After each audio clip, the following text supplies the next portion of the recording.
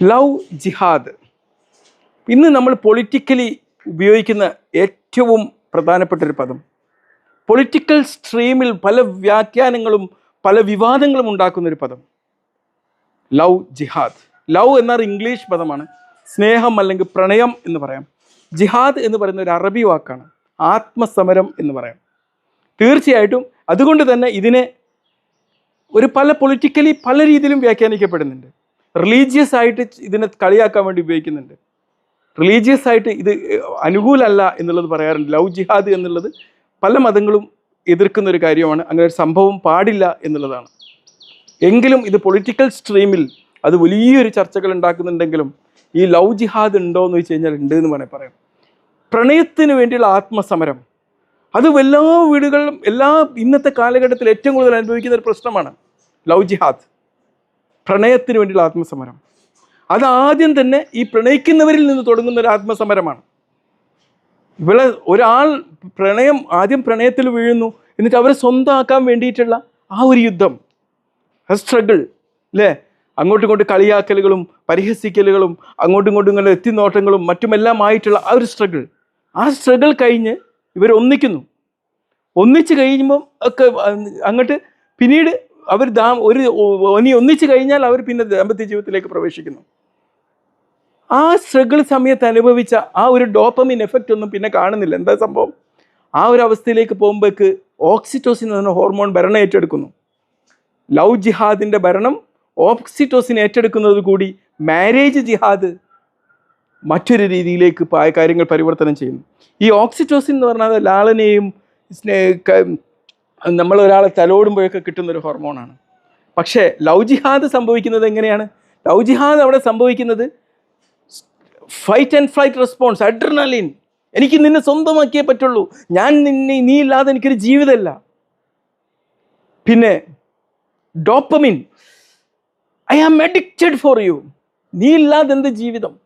ഓരോ നിമിഷവും അവളെക്കുറിച്ച് അല്ലെങ്കിൽ അവനെക്കുറിച്ചുള്ള ചിന്തകളിൽ ഇൻവോൾവ് ചെയ്യപ്പെടുന്ന ഡോപ്പമിൻ്റെ എഫക്റ്റ്, അതാണ് ലവ് ജിഹാദിൻ്റെ സമയത്ത് സംഭവിക്കുന്നത്. അങ്ങനെ അവർ സ്ട്രഗിൾ ചെയ്ത് സ്വന്തമാക്കുന്നു. ഞാൻ ഇതൊക്കെ പറയാൻ കാരണം, കഴിഞ്ഞ ദിവസം വന്നൊരു കപ്പിൾസ്, ഒരു ലവ് ജിഹാദ് കേസ്. ഇതിൽ ആരുടെ മതം എന്നൊന്നും ഞാൻ പറയാൻ ആഗ്രഹിക്കുന്നില്ലെങ്കിൽ ഞാൻ പറയാണ്. പയ്യൻ ഒരു വിശ്വാസിയായ ഹിന്ദു, പെൺകുട്ടി ഒരു വിശ്വാസിയായ മുസ്ലിം. ഈ ലവ് ജിഹാദിൻ്റെ കാര്യത്തിൽ ഞാൻ പറയാൻ ആഗ്രഹിക്കുന്നില്ല. കാരണം ഈ സ്ട്രഗിൾ എന്ന് പറഞ്ഞാൽ മനുഷ്യൻ്റെ ബേസിക് ആയിട്ടുള്ള ഒരു ഹോർമോൺ സിസ്റ്റത്തിൽ നിന്ന് ഉത്ഭവിക്കുന്ന ഒന്നായതുകൊണ്ട്, അല്ലെങ്കിൽ നമ്മുടെ വിചാരങ്ങളിൽ നിന്ന് ഉത്ഭവിക്കുന്ന ഒന്നായതുകൊണ്ട്, അതിൽ മതമോ ജാതിയോ ദേശീയതയോ ഒന്നുമില്ല എന്നതുകൊണ്ട് അതിനെ പേര് പറയാൻ ഞാൻ ആഗ്രഹിക്കുന്നില്ലെങ്കിലും പറയാണ്. കാരണം ഇന്നത്തെ പൊളിറ്റിക്കൽ ലവ് ജിഹാദിൽ ഇതിന് വലിയ റോളുണ്ട് എന്നുള്ളതാണ്. നമുക്കറിയാം, ലവ് ജിഹാദ് രണ്ട് മതക്കാർ തമ്മിലുള്ള പ്രണയത്തിന് വേണ്ടി പ്രത്യേകമായിട്ട് പൊളിറ്റിക്കൽ സ്ട്രീമിൽ ഉപയോഗിക്കുന്നൊരു റിലീജിയൻ. അതുകൊണ്ട് ഈ ലവ് ജിഹാദ് അങ്ങനെ നടക്കുകയാണ്. വളരെ സ്ട്രഗിളാണ്. നാട്ടിൽ പ്രശ്നങ്ങളുണ്ടായി, രണ്ട് വിഭാഗങ്ങൾ അതിനെ ഏറ്റെടുത്തു, രണ്ട് വിഭാഗങ്ങൾ തങ്ങൾ തർക്കങ്ങളുണ്ടായി. കാരണം അവിടെ ഓരോ ഗ്രൂപ്പിൽപ്പെട്ടവരാണല്ലോ രണ്ടുപേരും.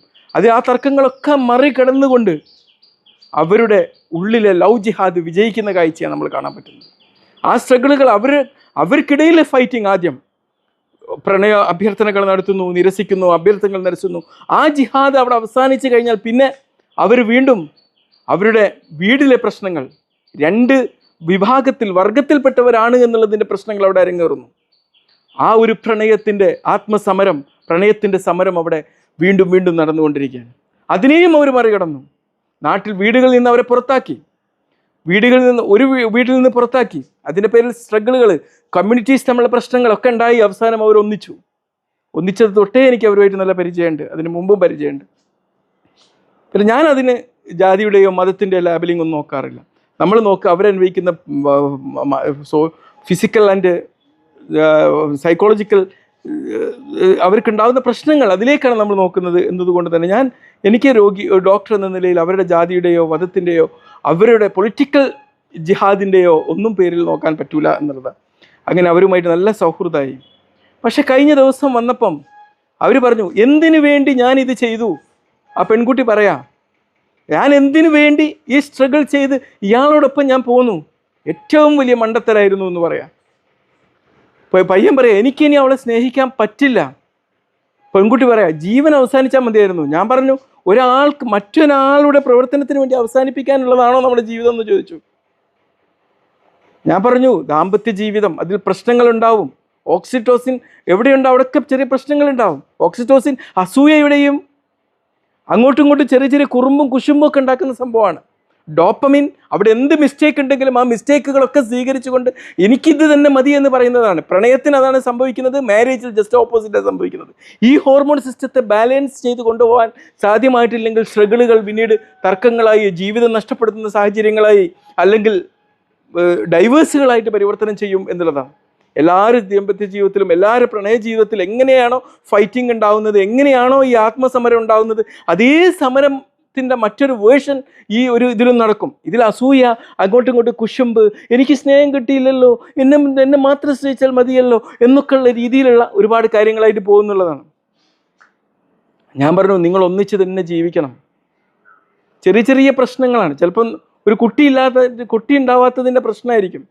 അതൊരു നമ്മളെ ശരീരത്തിലുള്ളൊരു ഫിസിയോളജിക്കൽ ആൻഡ് അനാറ്റമിക്കൽ പ്രശ്നമാണ്.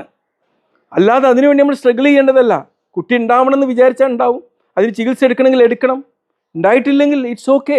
അതിന് നമ്മൾ മറ്റൊരാളെ പഴിചാരിയിട്ട് കാര്യമല്ല. മിക്കവാറും കപ്പിൾസിൽ, ഈ ഒരു കുട്ടികളില്ലാത്ത കപ്പിൾസിൽ ഏതെങ്കിലും ഒരാളെ പ്രശ്നം കൊണ്ടായിരിക്കും ഉണ്ടാവുക.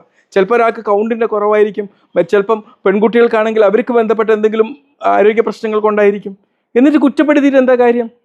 അവർ വിചാരിച്ചാൽ നടക്കുന്നതാണോ അത് മാറ്റുക എന്നുള്ളത്? അത് നടക്കൂല എന്നുള്ളതാണ്. പലപ്പോഴും ഇതിൻ്റെയൊക്കെ പേരിലും അല്ലെങ്കിൽ മറ്റെന്തെങ്കിലും കാരണങ്ങൾ കൊണ്ടും അല്ലെങ്കിൽ എല്ലാ ദാമ്പത്യ ജീവിതത്തിലും നടക്കുന്ന ഈ കോമൺ സ്ട്രഗിൾസിൻ്റെ പേരിലൊക്കെ ആയിരിക്കും ഇത്തരം പ്രശ്നങ്ങൾ ഉണ്ടാകുന്നത്. തീർച്ചയായിട്ടും ഞാൻ അവർക്ക് ആശംസകൾ നൽകി. നിങ്ങൾക്ക് പരസ്പരം ഒന്നിച്ച് ജീവിക്കേണ്ടവരാണ്. സ്ട്രഗിൾസ് ഓക്കെയാണ്, അത് സ്വാഭാവികമാണ്. അതിൻ്റെ പേരിൽ നിങ്ങൾ വേർപിരിയേണ്ടതോ അല്ലെങ്കിൽ ഒരാൾ ജീവിതം അവസാനിപ്പിക്കേണ്ടതോ അല്ല എന്നൊക്കെ പറഞ്ഞുകൊണ്ട് ആ ഒരു ലവ് ജിഹാദിൻ്റെ, എനിക്ക് പിന്നീട് അതിനെക്കുറിച്ച് പറയാൻ സമയങ്ങളില്ലാത്തത് കൊണ്ട് ആ ജിഹാദ് സ്റ്റോറി, എൻ്റെ കഥകൾ ഇത്രയും.